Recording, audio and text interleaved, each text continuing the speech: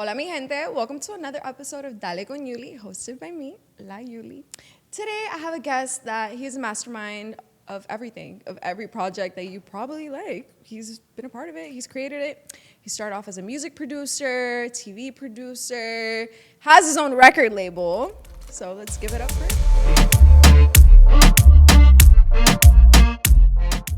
Lex Borrero. Hi, thank you. That was a great intro.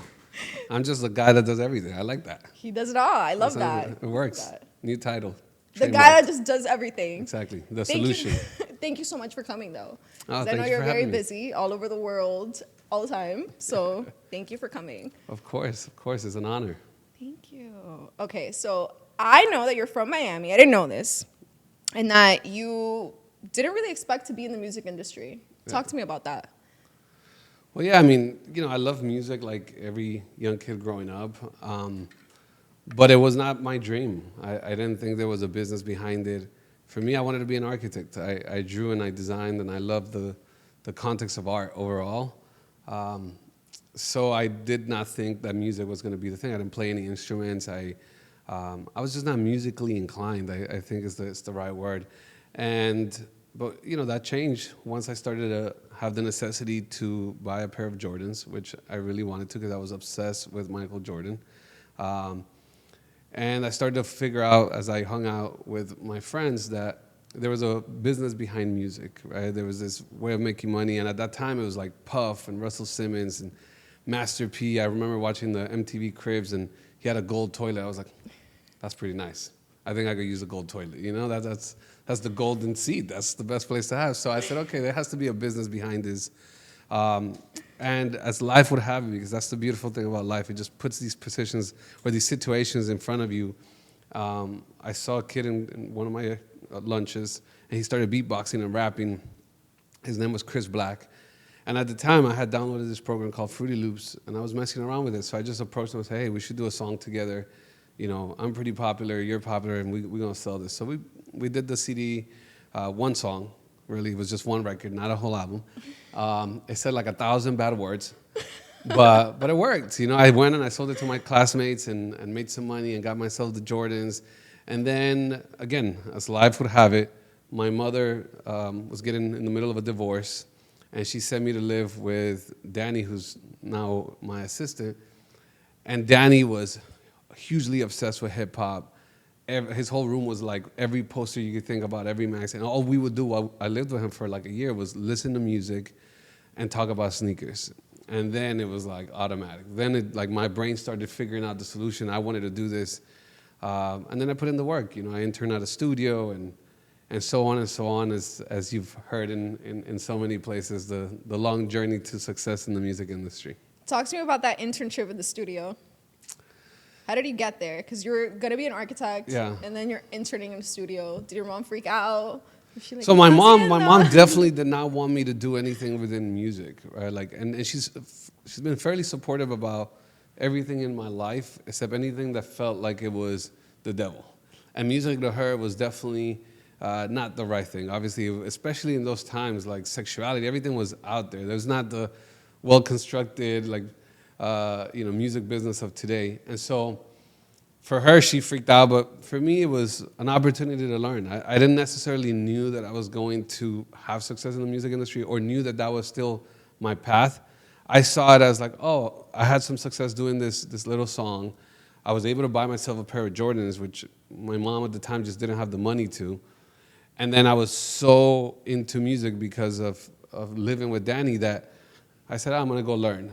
And so I interned at the studio really by just knocking on the door. I just went and said, hey, you guys looking for interns? He said, yeah. And I started to learn how to record, how to engineer, what equipment was what, how to treat clients. Well, that was the first time that I kind of understood that it was not just this quick business, that it was actually like a servicing business. A lot of the music industry is really serving each other. And so I had to learn how to serve and how to, pick up the trash and the ashes after they would leave the studio. But that studio changed my life. That studio really, I think, gave me the structure that I needed to understand, okay, this is something I want to do. And I met an artist there that really became the first kind of project that I took out. So it was exciting. And it was hard work. I see that, but I read about Lex Prods. Was that your record label? Yeah, so funny enough, right around the same time, I had a kid who went to church with me. His name was Frankie Face, and he was a DJ. And so at those times, for all these young people that don't know, when you had to like actually put a tape and record the radio when you wanted to do a mixtape, and the scratching, you would do it by hitting play and record quickly. So you could do like if you were DJ scratching. So he was like the master, and I was so amazed at this technique he had with the cassette. And I was like, yo, I want to be a DJ. He's like, bro, you cannot call yourself Alejandro. No one's going to go see you. So he's the first one that was like, you should be Lex.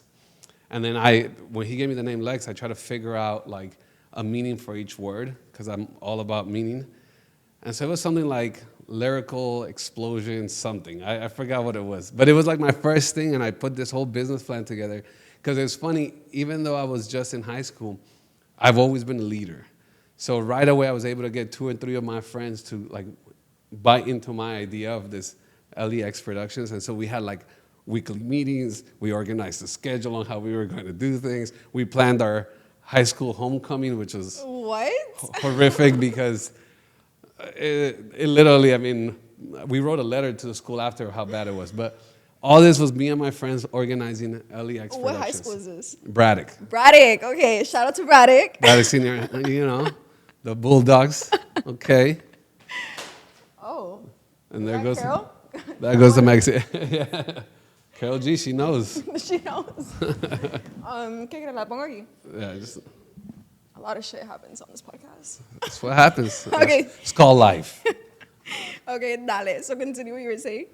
Yeah, so yeah, that LEX Productions, it was me, a couple of my friends, and we truly decided to try to see if I could make this music dream happen. And we threw a homecoming at high school. I don't think I've ever talked about this, maybe just in like the conversation I had with my friends. So here's the thing. I figured at this point that I needed to prove to everybody that I was going to be successful in the music industry, because all my teachers laughed at me heavy, but I knew I was going to make it. So I went to the committee of the high school, the event committee, and I was like, yo, I want to do the homecoming, blah, blah, blah. And so they actually gave it to me. And my original plan was to hire this reggaeton Christian artists that were in Puerto Rico that were like, the sound was really good. They were blowing up, because Christian music back then was just kind of on that thin line. It hadn't fully crossed over.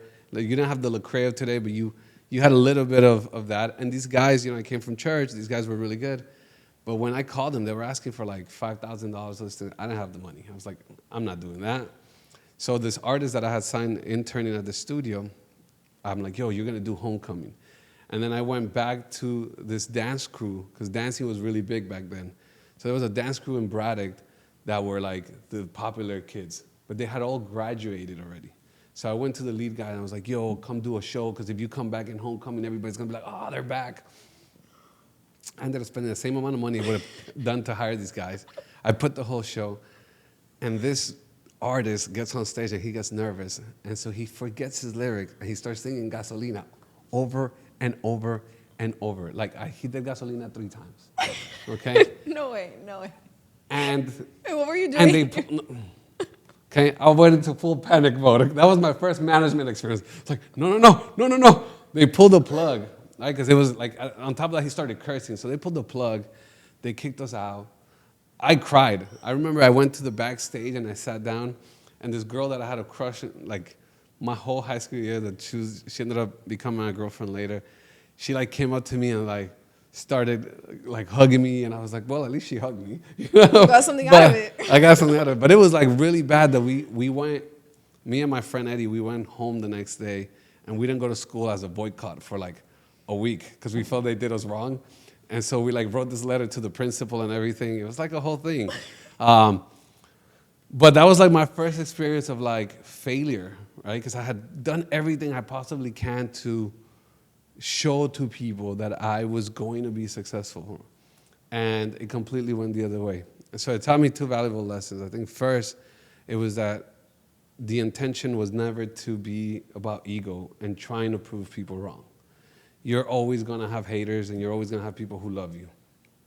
And second, that I truly was not ready to manage that event in that way. And when the failure happened, instead of finding the best solution, I panicked. And I started to blame everyone else. You know, so much so that we boycotted going to school for a week. And so early lessons, but lessons that I still carry on to today, you know. And that was, actually, I've never talked about this in anywhere else. So there you go. Boom, exclusive. La exclusiva, tú sabes. You know? Yeah, yeah. But that's awesome though, because I know with ego and failing, like nobody wants to fail. Nobody, Yeah. you know, like with me, like I fail at something and I panic and I think about it for the next month. But that really just opens like my eyes, and you know, you're gonna fail at stuff, and then you can be Life is life. a music mogul like you.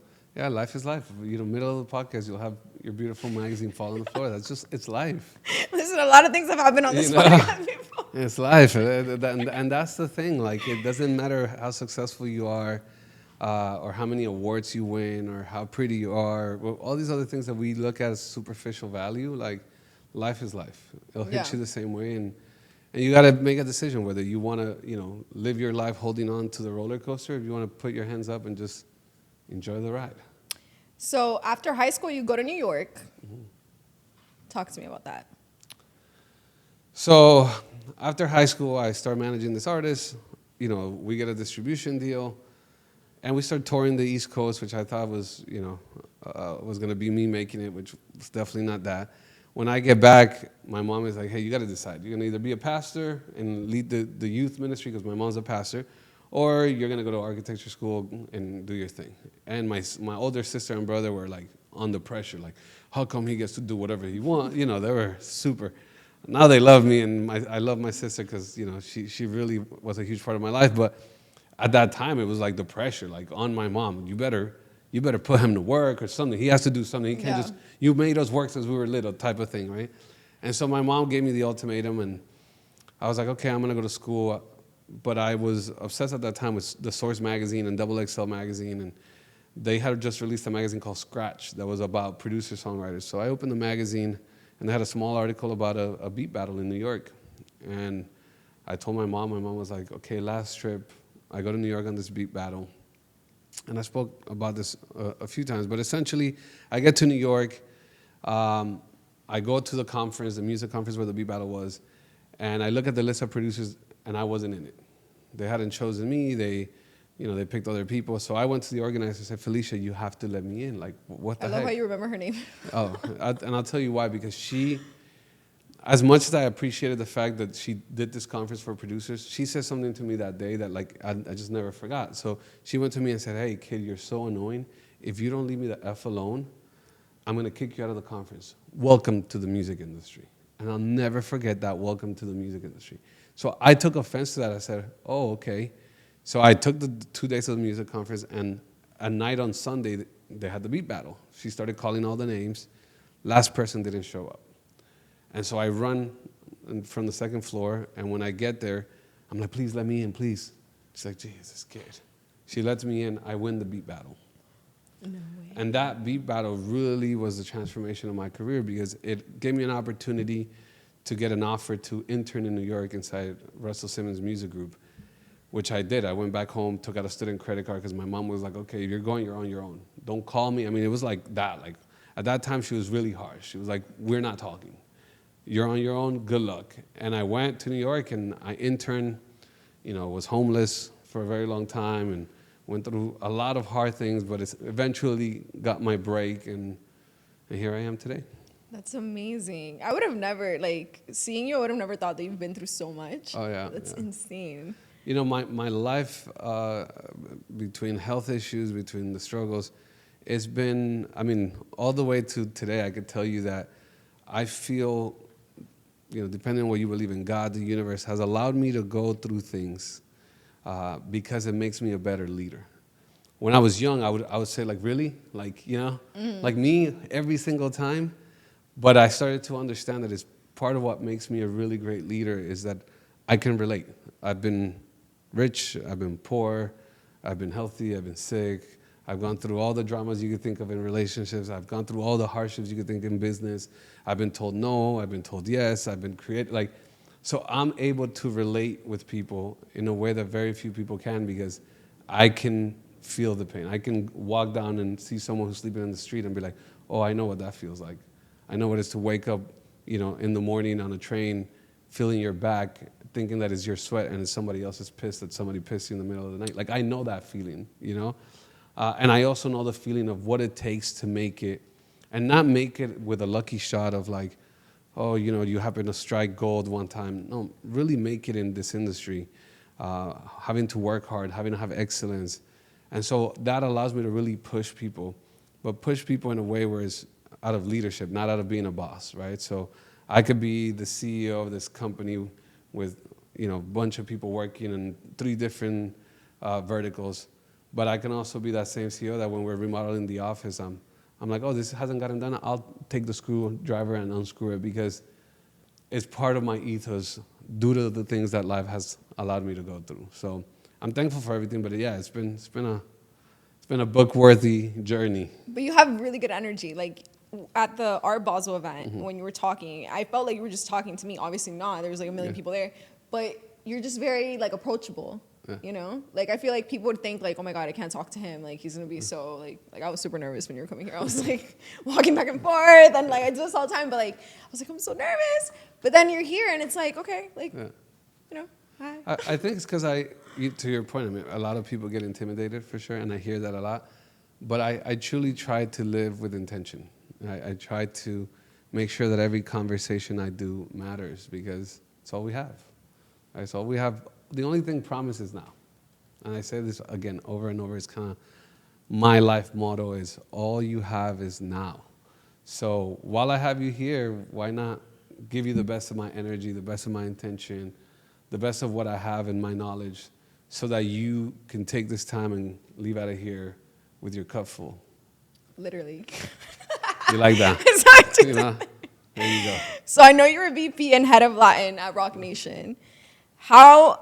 How did you get there? But then also, I want you to tell me the differences of the English music business with the Latin music business. So I spend most of my life in the Anglo side of the business, or the general market, I would say, instead of Anglo. Primarily because I grew up in hip-hop, right? I grew up in hip-hop. I love pop music, and it's something I understood very well. And so throughout my career, I've had tons of success that eventually led me to, you know, co-running Universal Canada. And then that led me to be called by Rock Nation to lead the company on the music side of the business. And I would say the biggest difference is that you have a business that is very structured. A business that is 4 times the size of the Latin side of the music business, right? Like normally in the Latin side of the business, you have Warner, you have Sony, you have Universal. In the American side or the general market side of the business, every single one of these 3 major labels has 4 labels under them. So Universal has Interscope and Capitol and Republic and Virgin. And so just the size of the industry is so much bigger. And because of that, the level of elevation and expertise that they've had years and years and years developing that industry into what it is, it operates different. You know, I would say that the Latin music industry, when I got here, was nowhere near there. Now it's caught up. But just a simple fact, I mean, I think a lot of managers of Latin artists don't speak English, for example. And we live in a global world. Most of the managers haven't experienced what it is to be at this high level of award shows, at the MTVs, at the American Grammys, at the AMAs. And so that wasn't the case when I got here. It's evolved and it's grown, obviously, with the growth of Latin music to a different place. And I think that also comes from the evolution of the artists in Latin music. When I started, Latin artists were really based on a hit, right? Like, none of them were making trends. Like, you didn't want to dress like Daddy Yankee or, you know, dress like Wisin and Yandel at the time. They were dressing like the American artists were dressing.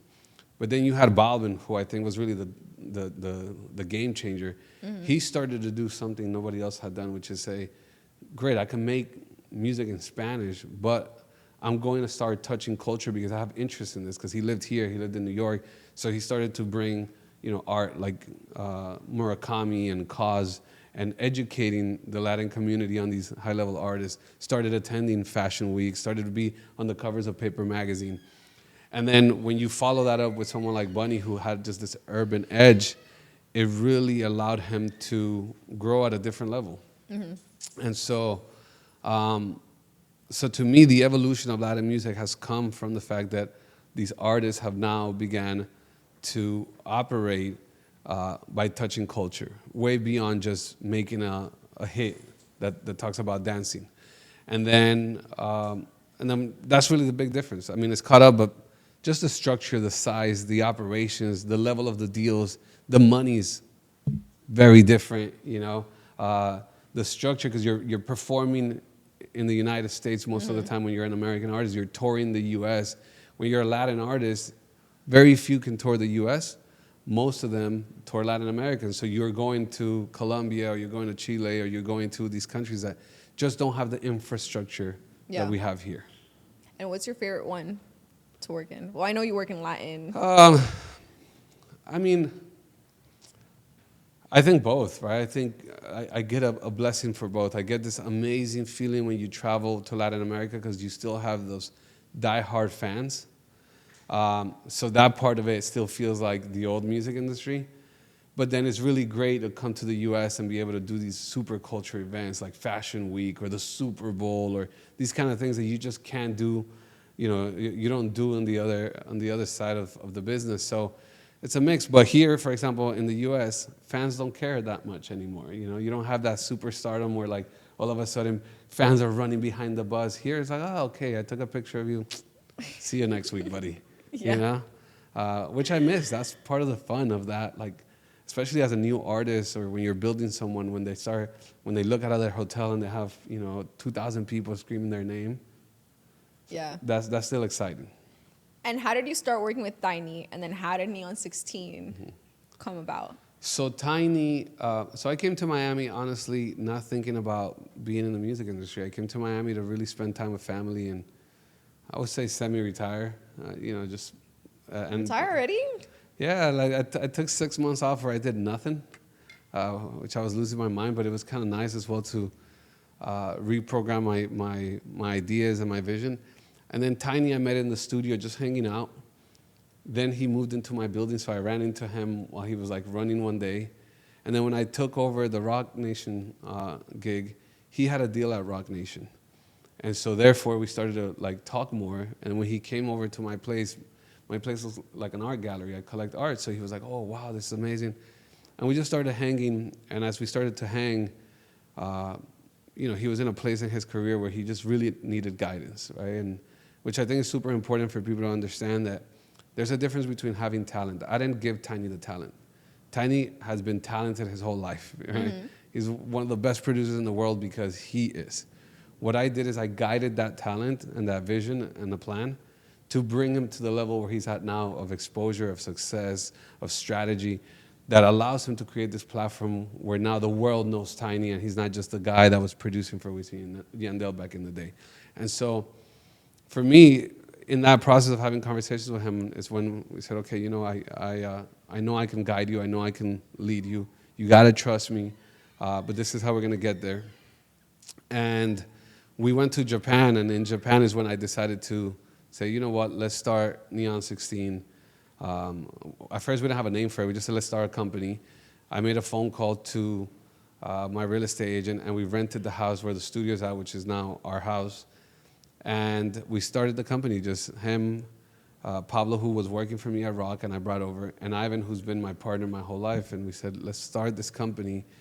And we came up with the name Neon because we knew we wanted to bright the world, right? We had a purpose, and we were in Japan, and it's known for its neon. And 16 because both of us started at 16. Really? And because my favorite year is 1916, September 1st, 1916, because it was the date that Rockefeller became the world's first billionaire. Wow. Yeah. And so I studied a lot of history, and he was the only American titan that did not kill people or do anything shady to get his wealth. He was just smarter than everyone else. And so I respected that ethos of which he ran his business and his ideas for building an empire. And that's kind of a number has always stuck with me. And it just happened to be we both started at 16, so it made sense. And it looked good together, to be honest. No, it does. And then you can say it in Spanish and in English. Even though in Spanish I say Neon 16, but in Neon you can still say it in. Yeah. It works. I'm fascinated Good because you said branding. that yeah, the branding, because you're like, oh, everything like means, like I'm big on meaning. So Yeah. now I'm like, what? I would have just thought like, oh, Neon 16 sounds cool. Yeah, no, everything. I think you should always have intent with everything you do, right? Because when you open your mouth, it creates energy. That energy is powerful. That's why when someone says something hurtful to you, it almost hurts more than when somebody physically touches you. The same thing with like emotions, right? Somebody says, "I love you" at the right moment. It almost means more than if they just gave you a hug, right? And so words have power, and I think intention in a name, intention in the phrase or why you're doing it is super important in life. And I know you are a TV producer as well. So have you always wanted to do that, or just along the way the opportunity said that you and you were like, let's try it? Well, I love TV and film. It's something I've always loved. I've watched tons of films and TV. Something my passion is whenever I'm not working, I'm watching television. But I never imagined I would get to it this way. But right before quarantine, I just felt that the success we were having in Latin music and my ability to storytell were two really good positions to come into Hollywood and make an impact. And so I had my agent set up a bunch of meetings, and I just told my story. I didn't even have anything to pitch it, but I saw right away that as I was telling my story in these production companies, in these big studios, I was getting people, I was capturing people, right? And I was like, okay, my storytelling works. And so how am I going to now turn that into a TV idea? And one of the executives I met with said, hey, listen, you're a genius. You're going to make it in this business, but just go for low-hanging fruit. Create a music show. And that's when I started to write what became La Firma. And then thankfully, I was able to sell that show really quickly. And a few months into quarantine, I saw the Grammys and I saw Camilo. That was like the first Grammys that they did in quarantine. I saw Camilo hold all the awards, and the family was going viral. Like, they helped break a row. They were like, everybody in the family just all of a sudden, TikTok grew, so they grew with TikTok. And I called Ricky and I said, hey, has your family thought about doing a reality show? Yeah, we thought about it. We actually shot something with the production company that did the Kardashians. I said, yeah, but I don't want to shoot like that kind of reality. I wanted to shoot it like a music doc. And I was able to convince the family to do it. And so then we shot The Montañers and got that made. And then I was in the TV business, and I was like, okay, now I got to go. And so now, now we have a whole company and Entertain Studios and a bunch of shows in production. Season 2 of The Montañers are working. We have movies, we have documentaries. So we've grown the business, but it started from just curiosity, which is really what has led me to, I would say the majority of my success is just asking what if, and that's how I became a TV producer. He does it all. I do it all. I do it all. But it's interesting because with the Los Montaner, I feel like everybody probably would have wanted or to make that show like dramatic or like, and they're just such a wholesome family. And I feel like the world already has so much drama. Like, people just need some wholesome content. And the fact that you guys did it in like a docuseries is even better because it gives you that insight, that behind the scenes. Is La Firma coming back? Yeah, we're working on that right now. La Firma is a lot pending on me being this character that rips the contracts. and so, it was hard for me. It was hard for me to play that character. One, because it was a lot of pressure. It was my first TV show, and it was a big, multi-million dollar TV show, big production. And I had to be producing the show, creatively pushing, the streamer to give in to my ideas. Meanwhile, being on set. Meanwhile, for the first time, really relating to Rao and Nikki and Dale in this environment. And then having to be the guy that cuts the contract. And so I'm usually the guy that's super positive, wants to give people a positive message. And I think throughout the season, you get that from me. But that first episode, as we're filming, that's not what's happening. What's filming is I'm ripping someone's dream in their face. Yeah. And so it was tough. It was really emotionally tough for me. That first episode, it was tough. I didn't sleep that night. But then as it went on and the judges started to realize that they had to also give some honest opinion, it can't just be about Lex, then it became a little bit easier because they also started supporting some of like being hard. So it's depending on me. It's depending on me. It takes a lot of my time, so we'll see. We are gonna do it. It's just a question of when. When. You know. That's exciting. I had never seen a show like that, at least with music, with Latin music and all of that, because I've seen like Building the Band, obviously American Idol, The Voice, all of that. But to see like Latin artists, I mean, when I was growing up, Latin music was there, but I remember like in middle school, it wasn't cool to be listening to like, you know, you wouldn't listen to reggaeton with your friends. You were listening to Lil Wayne, Lil Drake, Nicki Minaj, all of that. Like you were not listening to that. And then I feel like with Nicki Jam, J Balvin, of course, Bad Bunny, it was now like, okay, it's cool. And then now it's like everybody's listening to Latin music, even if you don't speak Spanish. So it's interesting. And so it's the evolution. It's the culture part, right? Before it became like, very rarely do you go hang out with your friends and listen to salsa in the car, right? Like, cause it's a genre of music, like, or classical. Like, there's very few people that do that. You tend to kind of, in music, you tend to follow some sort of trend, whether that's rock or whatever it is. And that's what Latin reggaeton was. Reggaeton was this trend that hit the US for 3-4 years, where it was like, okay, we like the rhythm, it makes us dance. And it was like wedding music, right? It was what you heard in the wedding, or unless you went to like a real Latin party. But other than that, nobody here was listening to that. Like maybe one song, Gasolina. You know, that was played in pre-K. Yeah, exactly. But this time around, because the artists really started to touch culture and really started to bring in more than just the music, they brought the artistry to it. Now the American fan can digest it. It's like, okay, we're used to this. We're used to artists having something to really say, and not just every song is about dancing and perreo. Like we're now seeing the different music, the tones, the musicality, the fashion. So now, again, it's something that the American consumer and the global consumer can digest, because that's what the music industry has fed them, real artists, right? Real statements. And that's the difference. That's what I say on La Firma. There's a very big difference between being a talent. Like, people can sing or rap. That doesn't mean you're an artist. An artist is someone who has something to say. Well, besides that, but what makes an artist for you? Like, you see someone and you're like, that person has the it factor. First thing is that. If you don't have nothing to say, if you don't understand your sound, your dynamic, your image, your brand, you're not an artist. You're just a talented person. There's millions of talented musicians, right? There's 100 million potential wannabe artists that can rap or sing, but then they're just replicating what everybody else is doing. The question is, can you get in there and have something very specific? And I give this example all the time about Olivia Rodrigo.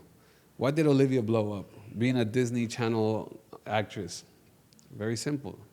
She wrote in her music that small stage when you have just broken up with your boyfriend or your girlfriend, and if they call you back, you're getting back. Yeah. But you're still thinking about them every single day.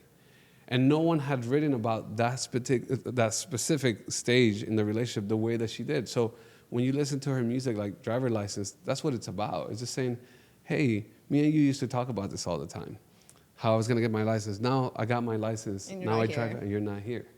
And hey, you're not a cheater, because you didn't cheat on me while we were in the relationship, but you're a traitor, because it took you just 2 weeks and now you're with someone else. And hey, by the way, don't you get deja vu when you take her to the same places we used to go to? Are you an Olivia fan? I love the lyrics. I love the artistry part of it, right? Because I think there's a reason Driver License became the world's biggest artist, and she became the world's biggest artist at that time, because they captured that essence. The same thing as Drake. When Drake came in, which is what Bad Bunny did in Spanish, is just, he said, oh, okay, how do I make music that is tough for guys, but is emotional enough for women to feel? And that's what Drake is. Drake expresses all these emotions men have that sometimes we don't know how to put into words because we're tough. So you'll listen to a Drake song and you just be singing at the top of your lungs. Why? Because you feel that. And artistry is, the great artists put in lyrics things that you wish you could say, but you can't. And say love without saying the word love. Driver License, Deja Vu, Traitor, all those songs in that album are love songs without saying love. It's expressing this emotion that you wouldn't have been able to put another way. But or that you how many of felt us? too scared to even like put that out there. And we've all felt that. You've broken up with a girlfriend and you're like, damn, I remember when I used to come here with her and like you know, now Yeah. now she's with someone else. And with her, I feel like she touched up on a lot on nostalgia because she gave me a lot of like Avril Lavigne vibes, like Yeah. that little punk rock vibe. And it made me feel like a teenager again. Yeah. I'm 25, so like when I listened to her, I was like, I feel like I'm 16. Same thing as The Weeknd. Yeah. The Weeknd's the world's #1 artist, but every single song The Weeknd does is about drugs. Like, I can't feel my face when I'm with you. It's not talking about a girl. Just so we're clear. Blinding lights. Not talking, like, but that's the artistry. He didn't try to, even now at the level of success he's had, he didn't try to downgrade his lyrics. He just found a cooler way to do them that it generalized them. But if you're a Weeknd fan, no one was sounding like The Weeknd when The Weeknd came out. Of course. And that's artistry. That you can't fake. And that's the part that I think, so many talented people don't understand, that you could sing your life out. I mean, how many people go on American Idol and X Factor and can sing? How many of those have become global superstars? Very few. Very few. American Idol and X Factor has not broken an artist in years because we don't consume talent anymore. We want artistry. There's too much good music for you to care that someone can just sing good. You want to feel something. You want to have some social equity. You want to be able to like share that person's lyrics. Mm-hmm. It's a different era of music. That's so interesting. How do you feel about TikTok? It's interesting. Technology, anytime it reaches an industry, it creates disruption.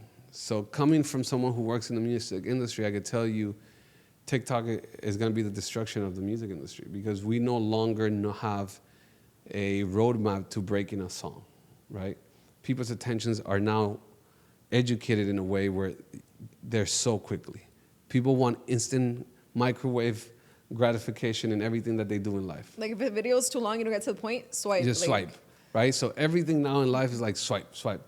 And we look at everything in life like that, which is really interesting because it's messed up the psyche of the human evolution to me. I think you've gotten used to everything feeling this rush all the time, like a hit of a drug. And so when you put that with music, it makes it really hard because you can make amazing artistry, amazing music, and if you just happen to not create the right TikTok video to go viral, it's really hard to get that audience. And so it's been amazing for creators because you've given a whole nother industry, a whole nother business model to people that are making millions of dollars as creators. It's been really bad for the music industry because it's disvalued the music. It really is now about a trend. Mm-hmm. And we tend to follow trends for the most part, And again, that also comes with a positive. It's a discovery tool. So there is music that's being discovered from all over the world that we probably wouldn't have discovered if it wasn't for a TikTok. But I think it's done more damage than it's done good. And it's also, it's affected the way labels spend, the way labels are going to do their business moving forward, because it's really hard to break an artist in today's music industry. Extremely hard to tell that story. And I feel like also people will be like, oh, I like the song because they heard it on TikTok, and they go listen to it and they're like, I only like the 15 seconds. So, yeah. And I love music. So seeing that, I'm like, oh, okay, now everybody's an artist, everybody sings. Yeah, I'm telling you, it's tough. It's almost like our new superstars are creators. Yeah. Like you see those guys, what's this guy, the YouTuber, the gamer kid, everywhere he shows up, he creates pandemonium because, I forgot his name. But point being is, they're the new stars. Creators are the new celebrities, no longer musicians. We disvalued music quite a bit. For example, in this city, it's really hard to sell tickets. If you're not a mega superstar, and even when you are, you struggle to fill an arena or fill even like the Fillmore. Really? It's hard to sell tickets. It's particularly in the city. Miami's a hard market. Wow. Yeah. Why do you think so? I think it's culture. It's a very diverse culture, too many tastes and likes. And then it's like New York, but it's a city that is just building its culture. So I think there's still like everything's about the party and not the actual art. If you look at Art Basel, it stopped becoming about the art. I was coming into Art Basel when it was about the art. When you went to a show and you were so like when you've discovered a brand new artist, you felt like, oh my God. Like the first time that you saw, I don't know, Alec Monopoly, and he was brand new, and you were like, holy, now nobody cares. It's about the parties. It's all about the parties. Nobody cares about the art. Only like the 1% of wealthy art collectors that go there. Other than that, people want to go to be able to have a drink, tell their friends, put on Instagram. Put on the story. That's it. Take the Instagram pictures. And we're very much that. I mean, look, you can see it with Formula One. Like the first year of Formula One, they sold out. You couldn't get a ticket anywhere. The second year that they did it, they struggled to sell tickets because at first it was like a party thing, right? And very little motorsports fans. It was just going about like, I got to be at Formula One so I could post. And so when they're like, oh, tickets went too high, no, I'm good. I'll find other things to do around the city. Yeah. It's a tough city. It's a tough city. That's crazy. I would have never thought that. But now that you say that, it makes sense. People will buy a ticket to go to 11 faster than they'll buy a ticket to watch an artist. Which is, for example, in Puerto Rico is completely the opposite. Everything that you put out in El Choliseo sells out because it's like, that's the date night. We're going on a date to El Choli. But here, it's like the clubs. Oh my God. I'm mind blown right now. Yeah. Yeah, that's why Puerto Rico always gets like all the most people can concerts. sell out the Choli because it's a night out. It's something to do because you don't have live and all these clubs. Yeah, here you can do everything. Yeah. So why would you go see one person? Just go everywhere and listen to all types of music. Yeah. So talk to me about Tiny's Choli. Oh, That was man. freaking awesome. I mean, I saw it from here, but it was awesome. It was 2 years in the making, 3 years in the making, to conceptualize this show, the cube, the art, is something that, I really worked really hard at figuring out how to position Tiny in a place where he wasn't viewed as just a DJ. And therefore, the cube and the conceptual part of the show came. But for me, what was really impressive is I think people bought the ticket for one of three reasons. There are some legit Tiny, the producer fans that were like, oh, cool. There's definitely some people that went thinking, I'm just going to have a night out, date night. And then there's people that were like, this is what everybody's doing. Let's go do it because it's Dia de los Reyes. And so they came with an expectation, I think, to watch Tiny just DJ and like any other DJ, a couple little fireworks, like if you go to a radio show. And when they were met with this storytelling and the level of production, and people were blown away. I mean, there was multiple times in the show where I had to like take my earpiece off because I was directing the whole show. And I was like, holy crap, they're singing the album cut, like Once Once, top of their lungs. And so to position Tiny at that level, historically, I mean, what people are saying has been, one of the best shows of El Choli. And then you have Bad Bunny come out and say, Puerto Rico, you are watching the biggest and the best artists in urban music. And it's not me, it's Tiny. That was like, check, thank you. I'm done. I'm going to go get a vacation the rest of the year. That was amazing. But most importantly, as Tiny's brother, as his friend, to me, even if one day we were to stop working, it's a memory, it's a dream that, no one can take away from us. And that moment to me was more special than anything. Like to be able to kind of, again, close a chapter of saying, hey, you were this quiet, behind the boards producer, very talented, and our work together got us here to 17,000 people sold out. You looking like a mega superstar, Bad Bunny saying you're the biggest artist in the world. You can't beat that. That was your I made it moment? That was one of those, for sure. That was definitely one of those. That's insane. And the fact that you've like basically built this alongside. Yeah. It's amazing. Not to get too personal, but I do know that you have a baby. Yes. How has having your baby girl changed you in a personal way, in business? Completely. It was, I think you never know how you're going to handle fatherhood. But for me, it's been an experience of, one, truly learning the value of time and why I'm doing what I'm doing. And two, is she's taught me so much about how amazing we are as humans, because she problem solves in a way that I'm like, how is my daughter of 6 months, 9 months now, about to be a year tomorrow, find a way to climb a couch or get out of the playpen, or and you start realizing that as humans we have this amazing ability. Your brain has an amazing ability to solve issues, to create solutions, but we have a horrible habit of not knowing what the problem is because we don't know what we want, and that's why we get stuck and frustrated. Because she's very clear what she wants, right? It's like it's a baby. It's like, I want my bottle, and she'll make it known she wants her bottle, right? And so there's this amazing process of watching another human being grow and kind of take some of these life lessons and just put them into practice, and seeing her reaction is almost like studying as a professor or a scientist when you're studying and you're doing a testing on a group of people or a human or whatever, and you're like, that theory I had works. And so she's taught me, one, that a lot of the theories I had worked, but two, that there's a bunch of things I did not understand as a human that she's truly teaching me now that I'm seeing how I see her reaction, the importance of my presence there, right? The importance of how I can shift her energy when I enter a room, and how she does the same for other people, right? She walks in with that smile and the room lights up, and it shows you what I said at the beginning, right? Intention. Like, we have the ability to change the energy of the room. We have the ability to impact the people around us, and we take that for granted sometimes. We look so much inward, and we're so selfish into the things that we desire and want, that we forget that the best impact we have is with community. And you could do that from a simple hello. Like, the doorman in my building is like the happiest doorman in the world, and I could be having the most stressful day, and as soon as he walks in, Senor Lex, boom, bah. I go home and I'm like, that was really nice.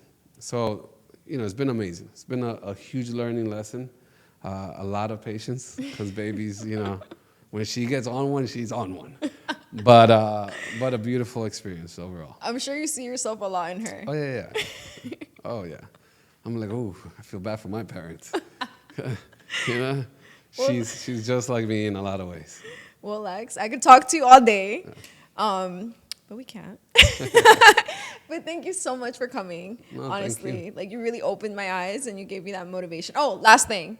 What advice do you give to not just artists, but people like me that we don't want to be artists, but we want to be in the business? Yeah. Look, I think regardless of whatever you want to do in life, right, the more clarity you have in your vision, the easier your brain starts figuring out the solutions. Because a lot of times, everything we want is right in front of us. We just don't know how to identify it. So you don't know how to reach for it. And so for me, the key number one thing is clear vision, right? Understanding what you want. So I tell my clients this all the time. Don't tell me I want a Grammy. There's 32 categories in the Grammys. Which Grammy do you want? And then it's like, okay, now I want whatever, best pop album. Great. What are you going to wear to the Grammys? I want a Tom Ford suit. Have you ever walked into a Tom Ford store? No, so then how do you know you want a Tom Ford suit? Walk in, price it out. So then now on top of that, okay, it's going to cost me $1,500 or $6,000, depending on the suit you want, right? But now you know. Now you tried it on. Now you tried the jacket. Do you know what kind of fabric you want? Do you know how much it costs to go to Miami to LA and get a hotel? Maybe you're not nominated this year, but maybe you should price it out. So okay, well, it's around this amount. So you start putting all these problems, right? Because goals are also problems, because it's a problem to get there. It's a solution you got to create to get there. And as you start doing that, you create intention.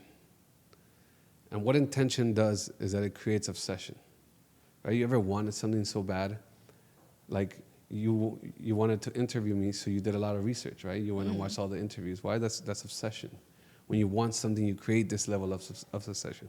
And when you create obsession, it gives you perseverance, because you start blocking everything out. When you're obsessed about something, like when my daughter wants something, there's no mom, dad, a TV show. She will get out that couch and grab it, and still, she just will climb over me to get the whatever it is that is in the control that sometimes is at the table.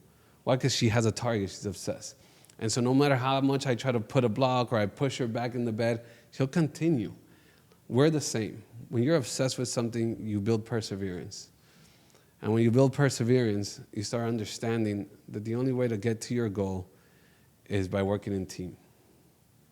You need people, right? Just to do this podcast, you have 1, 2, 3, 4. You need a bunch of people. Yeah. For something as simple as a conversation filmed to do it right? So as you build people and you get a team, then you build purpose. Why? Because the purpose of everything you do should be people. In community. That's it. Well, you guys Money have it. and all the success is just a result of that. But it will never fulfill. Today I was on the call with a huge Hollywood manager. And he was having this conversation with me because he has a client that's going through a bunch of stuff. And he's like, man, like I'm so tired of the world's negativity. And we started talking, a very successful manager, about the exact same thing, which is you can have all the money in the world, all the awards in the world, all the recognition in the world, and at the end, it doesn't matter. We all crave people. And what only matters and what's only going to make you happy is people. So that's the advice I can give you. Wow. So intention, community, perseverance. There you go.